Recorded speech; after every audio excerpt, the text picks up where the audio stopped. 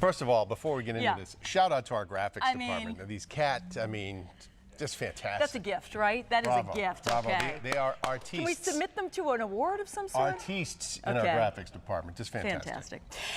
Anyway, hey, grab a coffee, hook up to free internet, and cuddle one of those cats. The purpose of this graphic, it's basically what's happening at the Kitty Cat Cafe in Peabody.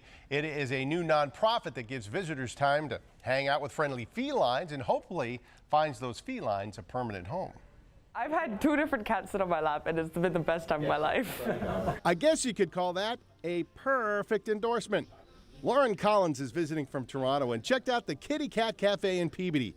She found it to be a great antidote to the daily grind. There's a lot of stuff going on just with schoolwork and stress and stuff like that, and things are piling up. I've kind of not thought about it in the last while I've been here, mostly because there's cats. The cafe only opened in November, but already more than 1,000 visitors have come through the doors to see faces like this and spend time with some loving animals. A cat cafe is basically a place where you can come, get some coffee, get some treats, and hang out with a bunch of cats. Ori Harrell and his wife have always dreamed of opening a cat cafe. But in most of the cat cafes in the United States, just like in our cafe, the cats come from local rescues. They visited 24 of them around the world, actually planning vacations in cities that have cafes like this one. His kidneys are pumping too hard, and he's losing protein. Cats like Charlie now have a good home as they look for permanent placement.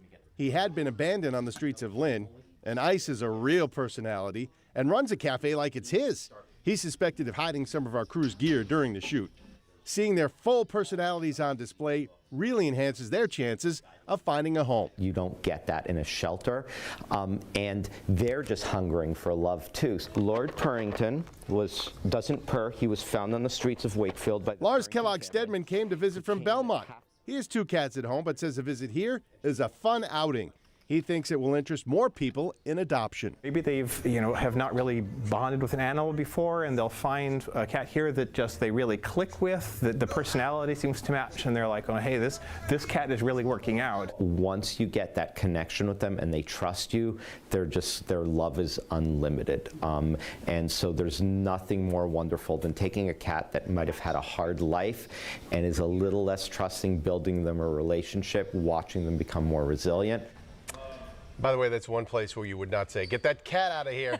The cats are welcome and they should be there. Now, the owner tells us it's a passion project for him and his wife, but that's a lot of hard work. He's there no later than 6 a.m. each morning to wash the floors. They need a thorough cleaning to disinfect. You're taking care of these animals. Yeah, they do it a couple of times a day.